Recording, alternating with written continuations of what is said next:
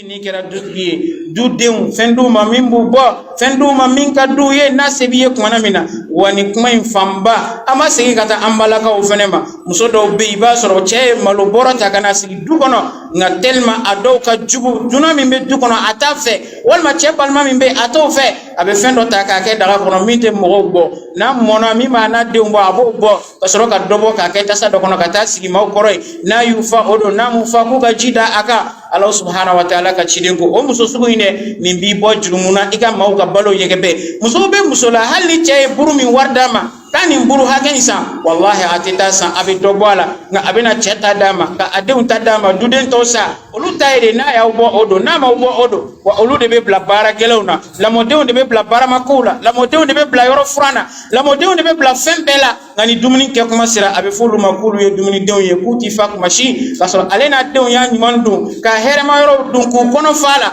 fo k'a ɲɔni ka bɔ ɲɔgɔn kɔrɔ ka sɔrɔ ka ninnu ka baloko ka yɛgɛbɛ kira ko sallallahu alaihi wasallam a b'i bɔ jurumu na ni maa min ka baara bɛnna nin ma maa o maa bɛ yen k'a b'i ka ɲɛnɛmaya kɔnɔna na a b'i ka mara kɔnɔna na e de bɛ nasɔngɔ d'a ma walima e de bɛ balo d'a ma kira ko i ka balo d'a ma balo min b'a bɔ kana ka balo la retarder k'a bɔ a wagati la kuma bɛɛ k'a kɛ kuma bɛɛ i t'a ka balo d'a ma a wagati la walima kuma bɛɛ i bɛ balo d'a ma min t'a bɔ walima i bɛ balo de sigi a kɔrɔ kuma bɛɛ balo min bɛ yen n'a nege bɔlen don a la i ti yɛlɛma don a la kuma si nin tɛ fɛn ye min bɛ yen n'a kanunen don adamaden k'i janto i yɛrɛ la maa dɔ delila ka taa jahanama kɔnɔ kabini bani israɛlakaw la muso dɔ taara jahanama kɔnɔ a ye jakumanin dɔ de siri a ye jakuma in siri a ma dumuni di jakuma in ma a ma ji d'a ma kɔngɔ ye jakuma in faga Allah subhanahu wa ta'ala y'a minɛ k'a don jahanama kɔnɔ o sababu la o tuma ni maa min fana bɛ yen e ye adamadenw ka balo de yɛgɛbɛ ka adamadenw ka balo de la retarder ka adamadenw ka balo tiɲɛ u bolo maa minnu bɛ yen ni Ala y'u dayirimɛ siri i la kira ko k'a b'i bɔ jurumu na i ka nin baara ninnu kɛ hadisa min filɛ nin ye hadisa kɛnɛma de don Abu Dawuda y'a lakale Muslim fana tilala k'a lakale ni riwaya wɛrɛ ye min tɛ nin riwaya in ye hadisa min bɛ yen n'an b'o lakale ka bɔ nin kuma in kɔnɔna na o hadisa an Abi Hurayrata radiyallahu anhu anna nabiyya sallallahu alayhi wa sallam qala ma min yawmin yusbihu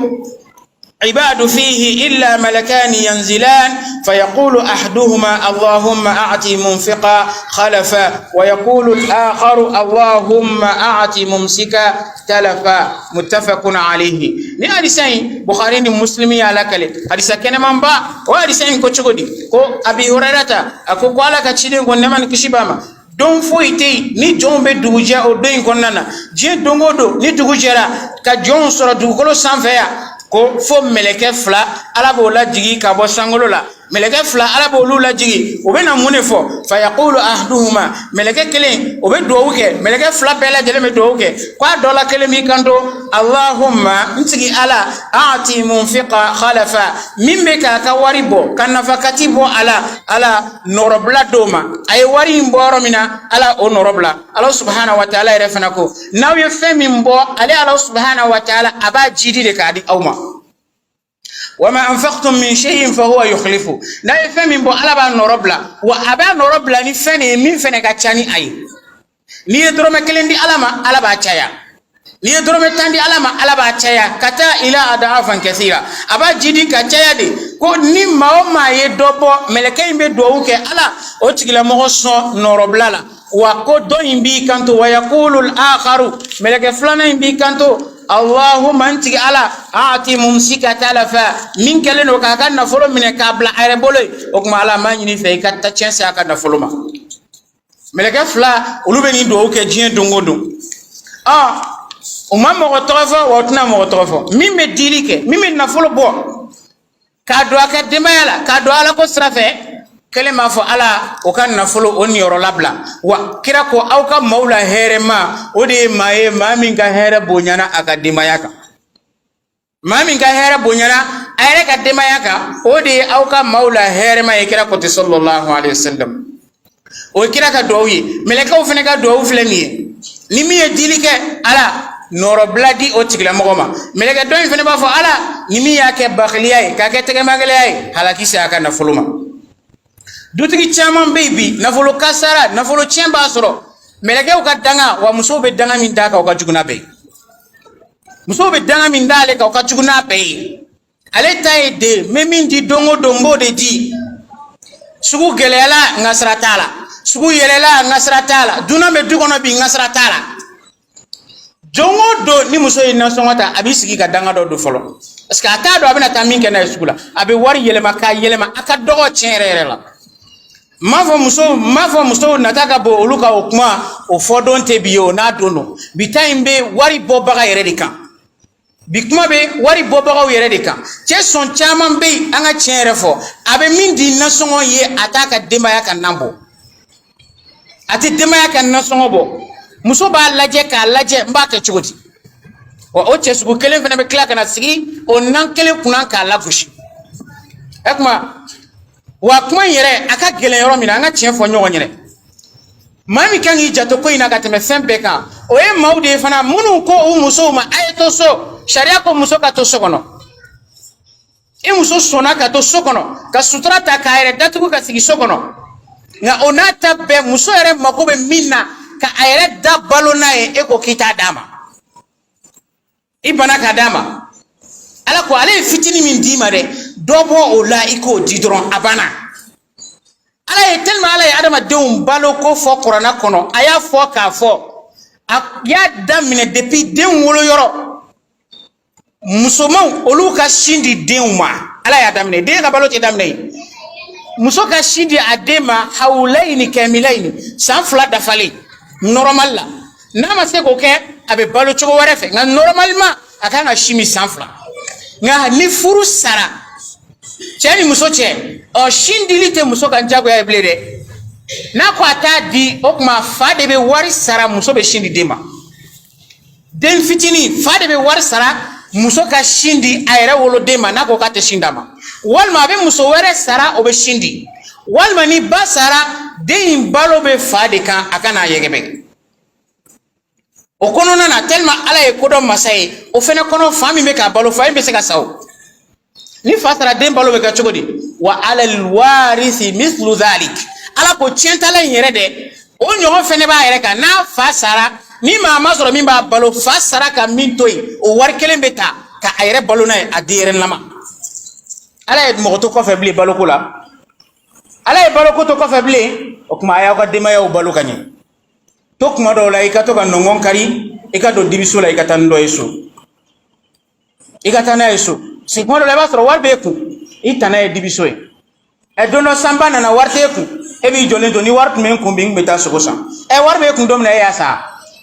dom be te kelen adama de ma o chi hayre ko ti ko dom be te gele ni soro aka wudala ngani domin jarila ato de ma ya ko don sa e je dongo do re te ke ga daga ko non deni ka chako iba dun jafo itala na jarila domina balo ke chogo fali sendo yina tulu ka to ka mangambo o re be demisenu la ni sonjadi demisenu mana do a bi shurafana koni ni feine do akaduye ulu be presser le shurafana dun RKC o be na hadaru sokono nga daiman ni banama idemi nyebo mo o de fede idemi nyebo walde oni fe anata be ke olu de kan wakuma chama abolu ka jugurita ni ay de fitini atebo waldu kono de fendo de be mi me ka samagata iseko e fitini mi o doke iga sokono do be o le refe demsen yere koni c'est-à-dire amanga laja amanga foi manga di demsen ma na e kini dundra bana demsen ma go be fendo la mi ma ni sama be misali ya kelenda uma ma de me quartier kono ayoye avec a to nyonu pushe nega sola hal no korela wa flo pushe bagadi iseko e kazini mi to nyini ka dama bonne na e fade on pushe ta abe kulu hakilla halu korale ni yanga chidele abanga samarata namta balonta rola alere tuma pushe nega sola alere betanga credit alere betewuli ka dama ni te fe idenga ko e karia ale fitini min dima do bala ika kodo ke idenye ika kodo ke musoyi bonne nyimi fo adamine e muso yewo ye fini do ba kana mi e fini madigile jama jeorola muso to ba la je barama koladi ni dumini banado roba kasan karsa ayta barama ko ay dumini minon ko muna parce que nyebala sarir mo madigile no fini mi ba kana sabla chere mo ko tala debi muso furla kana e ga sonia sanjoli e complet joli kala ngadama foi makala ngadama chedo be yere ni ala cheikire ninga ni e sanjoli e findo kala ngadi musuma fini kala ngadama fini dano ombe adagele ombe hal ni masiga dagele kala ngadama dano kala ngadama aka era sutra noyi jama bo do na afene ka soro fini do ba bolo nga hali ba soro do yere fe jama bo ba yere fe nga ayre de ni fini no le o me yala la e de no ka murate ba te ba no do ko be do de 100 kalo tan fla anuda no le no wa malnutrition doron tari balo ke ka juguya ka balo ke ka che juguya vitamine do dama ka bayre la dombe tew kila rek me wati do ke daga teski aga so ngana e here soro domina demba be bo kalama asila kalo ke daga teski aga so ngana e here soro domina demba yak me bo kalama abu laja abi klani ke woni nyonche abi kila ka fo ala ni ne ka klani e mesemina nte semina kana mine oma ngana ka di elatido na goera atido o ba to na don ni amso e kele damne atiba muso ka ordonnance jol dalen be boli ko warti muso bana ma to dalen flenye ko warti ordonnance fla saba e bani no ka besa ko warti abita san ko na foni muso ere ni sira tige rola aksoro ga chega ta to trosola here juma binna nyon danga di ba kono so muso chon chama kele no dangal kele che bobo abada fona soro ite gantoni na soro bi ka tonyo ala bi mina made na ya soro ga kuma yeche kibe ka tonyo ibi ka na deun ka baloko yegebe ala bi mina made na soro chere ke muso done no ye korli na fene danga do ka soro manga danga do komina o de fene muso cha jahannama kono